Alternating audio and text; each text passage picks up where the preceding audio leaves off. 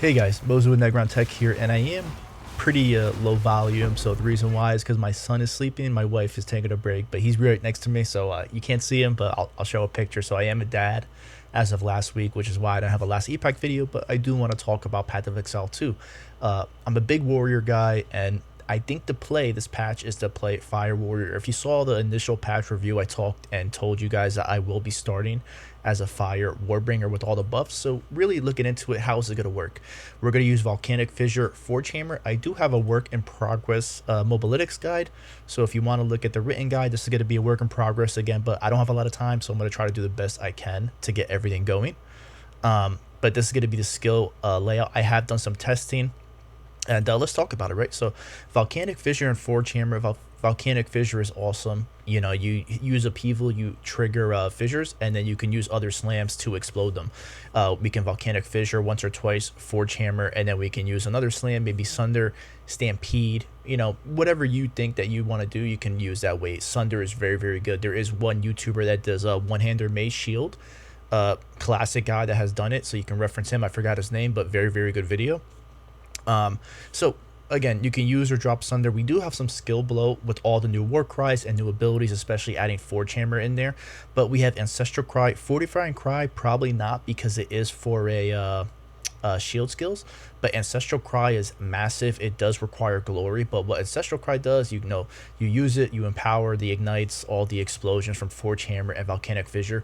The single target capabilities of this build is going to be nuts, trust me, right? So there are important obstacles as a you know, how do I say this?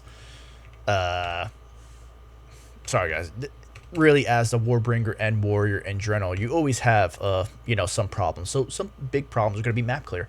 What is the solution? You can use Leap Slam, Bone Shatter, but this is 2 skill gems, right? Is that enough? As Warbringer, the Warcry explosions are massive. Not only do you empower every attack as a Warbringer, but you also get a corpse explode, so that cleans up a lot of the map clear, which is fantastic, right? I've actually done some testing with Stampede and Volcanic Fissure, and I'm going to show you a clip of that right now as I talk.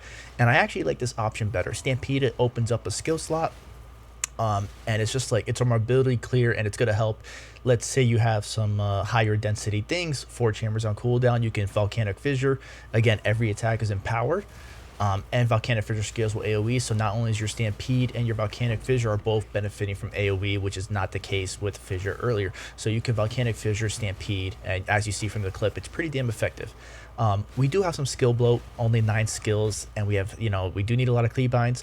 I have opened it up a little bit. I think it's going to be like single target is going to be Volcanic Fissure once or twice or 3 times. Then you Forge Hammer. Remember, you're gonna warp in your Warcries, and you're gonna do that to really buff up your damage. Everything's going to be empowered, and then you can Sunder to trigger everything, and then when you have enough glory, then you can use Ancestral Cry. So that's how it's going to be.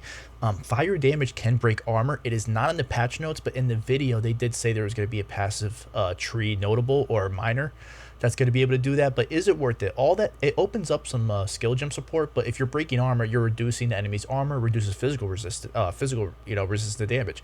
We're mostly going to do fire. So the only reason to break armor is to really maybe trigger better clear with Aftershock. I used to do that very, very good. Not Aftershock, I'm sorry, Armor Explosion.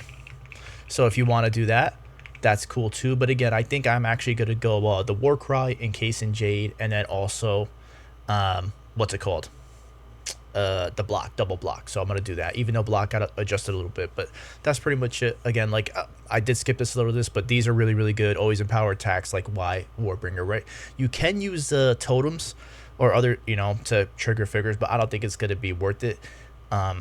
They do scale with your weapon now, so it might be the play, but I don't know. We'll see. I'm going to do some testing. We don't have the tree yet, and we don't have the patch yet, so let's wait till Friday before we make any really adjustments. So again, back to fire damage, break armor. It might be worth it. Mana got buffed this patch. They haven't given the exact numbers, but even if it's not buffed, I'm a big fan of blood magic. It just simplifies the playstyle. Less buttons to press. Very, very easy. We path that way anyway. Now, I did talk about Volcanic Fissure already. Again, it'll be Volcanic Fissure. Like, let me rename this combo, right? So you'll do something like Volcanic Fissure, Forge Hammer. Again, Warcry always to empower. Empowers to attack, so you can always use one or two. You can always use your 2 war cries right before. Again, you had this notable over here that's going to be even better now. That buffs up your war cry damage, right? So you have this right here. Sorry, it's a little bit of a... Oh, no. Oh, no. What did I do? I made an oopsie.